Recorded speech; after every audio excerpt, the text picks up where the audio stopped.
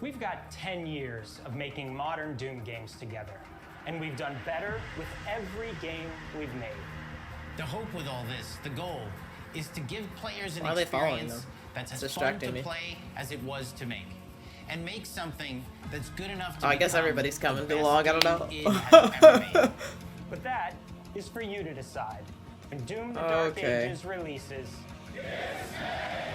May, April, May, maybe July. Yo. Okay, they said third quarter, second quarter of the year. That's mine. I got that. That's sick. Look at this, man. We are getting games announced and released the same, well, not announced, but shown and released the same year, man. We might have made it. We might have made it.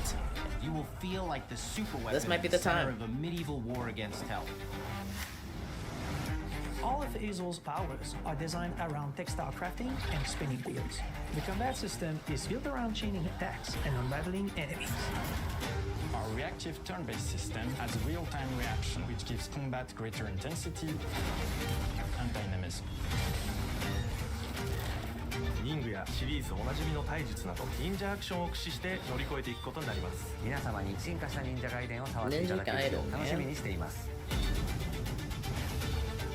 The Shadow Drop, Ninja Gaiden 2 remake,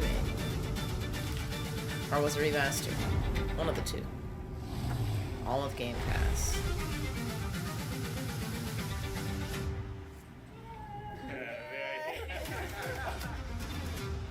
Yeah, the dev directs are crazy. Not just for the reveals or anything else, but just being able to see them talk about their games and be excited. This is it might be Xbox's best idea they've ever had. Just doing these kinds of shows. Oh my gosh. Okay, is this gonna blink for 5 minutes? I guess so. Well, let me put my Halo music back on. I'm playing the Halo Reach OST. It slaps. Alright. What the freak? So let's start at the beginning. I know Digi missed a little bit. Nothing too crazy. So they pointed out something very important here and something I hope that they continue to emphasize. 'Cause I've actually been thinking about this the past couple days, but let's see. Oh, yeah. All games support Xbox Play Anywhere, Xbox Cloud Gaming. We should know that by now. People keep pretending they don't. Buy once, play on Xbox consoles and Xbox app on PC with cross saves and cross progression. They don't talk about that enough. They do not talk about that enough. That is a huge, huge advantage. The fact that you can pretty much get dual titles when you buy a game, as long as it's on PC and Xbox, which most of the time it is. You can. That's crazy.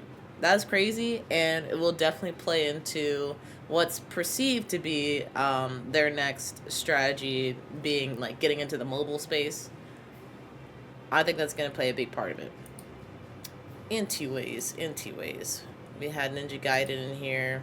Ninja Gaiden 4, which looks absolutely crazy. And I was not at all surprised by the fact that they had Platinum Games on this, because I immediately recognized kind of the Bayonetta, DMC isms. Nier Automata is also a Platinum game. I'm not super familiar with that one, though. I've seen a lot of Bayonetta, so that one for sure, I was like, yeah, this looks like that kind of action.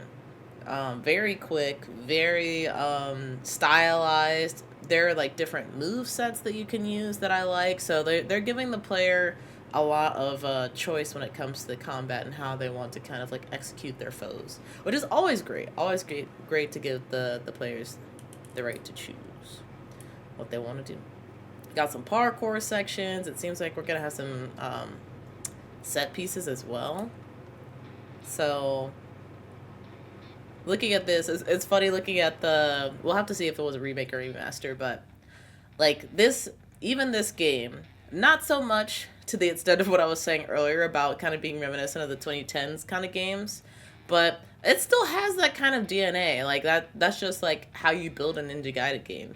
I'm sure they'll kind of freshen it up a little bit and give it some more modern gameplay loops.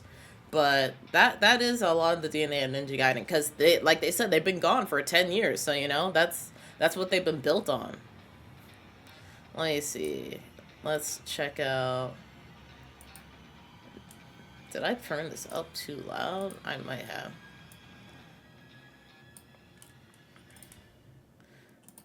We got Ninja Gaiden 2 somewhere. Oh, this might be it. Yeah, I think this is it.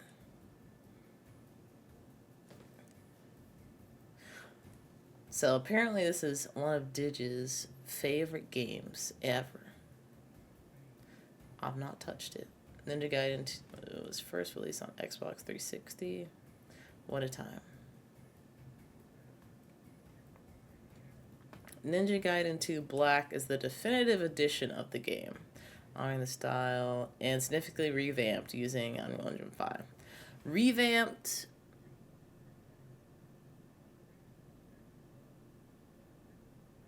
I don't know if this is a... It seems like they had to remake this, but I don't want to put words into anybody's mouth. I don't know. We're just going to say revamped version of Ninja Gaiden 2. It looks cool. And it definitely... I could tell this was an older game just by the gameplay style, so they definitely were very faithful to that. I'm excited to try it out. I think I'm gonna start downloading. It does look so much better graphically. I believe that. I believe that for sure. Let's see if I can start downloading it now. We have South of Midnight, which again continues to look incredible. I know, like, some people who, if you haven't seen me watch like South of Midnight gameplay or people talking about the game before, might be like, well, she didn't really pop off. Like, does she really into this? I am really into this. It's just like, you know, this is contextualizing more of what I've already seen. I haven't seen some of these bigger enemies and kind of learning about the combat. That's been really cool. But I think what attracts me to this game the most is definitely the storytelling and the location of it. And like the characters and the culture around it too, you know? It's not too often that we get a character that looks like myself or that looks like Hazel, so that's also really exciting. And the gameplay being woven into that story as well, or I guess woven into the story. No pun intended, actually. But I find that very interesting as well, and I'm curious, like, what movesets they're going to create using this kind of, like, weaving attacks and things around weaving. I was gonna say sewing, but I don't know enough to say that that's a part of that family, so I'm just gonna say weaving. April, I think it was 24th this one comes out, which is not too long, not too far away. That's really exciting. I'm glad we get to play this towards the beginning of the year. I'll just say that much, because waiting for this game is going to be very painful for me. I'm really excited to play it. What else we got? What else we got here? We had Expedition 33. I'm really digging this. I kind of wish they put out a demo, because like I said, I'm not a huge turn-based combat person. I feel like the one game that really made me, like, I was fully into the gameplay was Persona. The way that Persona does their turn-based combat. Let's see. April 8th. This is April... Oh, Expedition 33 is April 24th, and South of Midnight is April 8th, I think. I think that's what was said in chat. Thank you for chat. Thank you, Dig. But yeah, I would love to kind of test it out myself and see, like, what the different combinations are. Like, I pointed out earlier, having all those different options for your, like, passive is cool in the sense that you can really customize your team to what you feel like their strength should be, or just, like, what you need extra, what you personally need more assistance with. Where I get concerned is there were a lot of options. And having to, like I said, like I've been saying, I'm not big on just, like, updating my equipment. I will literally use the same equipment for, like, 25-30% of the game until it literally doesn't work anymore. I'm like, okay, I have to change. I have to pick something else. So, let me see. hopefully they have like a recommendation thing.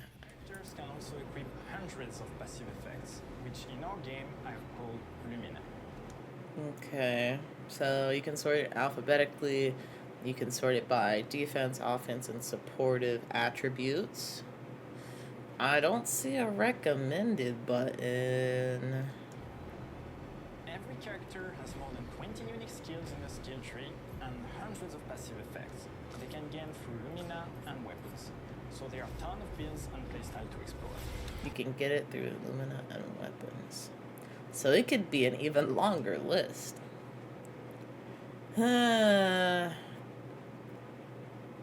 That particular aspect of this showcase gives me pause. A recommended button would go a long way, I think. At least for me, because I'm like, me personally, I'm looking at that list and I'm like, I think I might stick with like the first 3 top rows. After that, if I really, really am down bad, I'll look deeper. I'm personally not the type to be trying to go through all the different options to figure that out. Like, I'll stick to the top row, the default, and if it gets really bad, I might experiment, or I'm more likely to probably look at a guide or something and be like, what's the best equipment for this character, for this kind of build? So, yeah, I don't know. That was an interesting choice. Needless to say, we Let's see. But outside of that, a lot, once again, similar to Ninja Gaiden, actually even more expansive than Ninja Gaiden in this case, with the options that you have as the player to really build out your play style, especially when you have multiple characters with different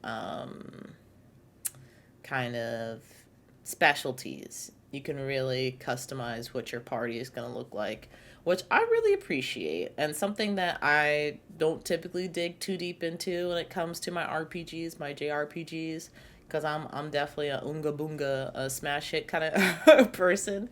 But having the opportunity to change my Oonga Boonga ways and maybe pick up a staff, maybe do something different, that's still something I like. What else? After this, we had Doom. I like they were saying earlier about this being the most approachable Doom. This is the one I feel the most compelled. I at least gotta try. Like, I mentioned earlier while we were watching, but the movement speed and enemy speed in Doom was something I could manage, but it was something I had to be fully locked into play. Especially with, as they mentioned earlier, like they had kind of different recommended playstyles for each game. There was kind of like the jumping around and retreating, like the running and retreating, and this one is like you're standing your ground. And I think that's a playstyle I'm probably going to be more comfortable with anyway, whether it's to my detriment or not. So I like the accessibility features they're adding here. Especially, they mentioned that this is more open to like people who haven't played Doom before. So I think that's great. I think that is a great approach because, like, you know, if you're not familiar with the history of Doom, this is literally one of the games that kind of defined the or one of the series that defined the shooter genre. So to be able to kind of redefine what that is for people, especially beginners, and create an entry point for them, I think is great. And it's something that, you know, should always be considered with series like this once you get so far. So it looks cool. I can't believe you can do a mech fight. You can ride on a freaking dragon. You can freaking teleport and zip around. Like this is a crazy amount of like different gameplay options that you have here too. Honestly, the word of the day is options right now for Xbox and these developers, and I'm loving it. I'm definitely loving it. As we've seen, I pointed it out on I think it was Ninja Gaiden, but you know, this game, Expedition 33, as well. I think South of Midnight is the only one that will be exclusive, and even then, that's probably going to be a timed situation. But we're really starting to embrace, you know, that these are like cross-platform games. These are cross-platform franchises, but there is still a lot of benefits to be gained from Xbox. Hence the like being able to play this on Game Pass, having being able to get dual titles when you purchase these kind of games. So yeah, I like the shift. I like them. I wish they would have said it out loud in this, but maybe that's not the developer's place. Maybe that's more on Xbox marketing team's place, but they should definitely do that at some point. Because again, that is something that's not really talked about enough, especially when we're entering a gaming market where people are more and more like investing into PC gaming and looking at like Steam and Epic, kinda, but those kinds of ecosystems, because Steam sales are like huge for people as far as building on their library, and Steam often has more, like, even better sales than the console sales. Like that happens every season ish, just about. So I think it's a smart move. This is not Copium. I think I've had Copium when talking about these dev directs for the past like couple of years or so, but this is the one where I'm just feeling good. I'm feeling good about like we have ahead of us, and the fact that all of these games, if everything goes right, all of these games will be coming out this year. That's the cherry on top of the cake for me. Like I was saying before, we've waited a long time for Xbox to kind of get to this place where they're able to release things on a somewhat consistent basis, or at least I think it was either Phil Spencer or Matt Booty that said they want to release a game every quarter. It might have been every month, but I'm just gonna put it to every quarter because I can't confirm that. And we're here. They didn't even talk about what's coming out soon. They have freaking Avowed is coming. I think there's something else. We know that Stalker 2 just dropped in November. We had Indie that dropped in December. This is a really good release schedule that Xbox has going so far. I am curious to hear like what's going to be going on for the rest of the year, but I'm sure we'll hear about that at Summer Game Fest. So yeah, this was great. I'm excited. And I'm also hungry, so I'm going to go eat dinner. But I appreciate everybody for coming through. Hopefully you saw something that you liked. If you did, be sure to wishlist those games. Wishlisting is still important no matter the platform, so definitely go and wishlist the games. And Ninja Gaiden 2's case, if you have Game Pass, definitely download it, start playing it, try it out. If not, you can still buy it on the platform. I think it should probably be available on PlayStation as well. So yeah, just support these developers, support these games, and yeah, let's have some fun. But until next time, everybody, hopefully you have a nice eating or night. Let us enjoy it. I'll see you in the next one. Or if you're on stream, I will see you, I'll say like an hour 30-ish. We'll be back for Indiana Jones. But yeah, until then, peace.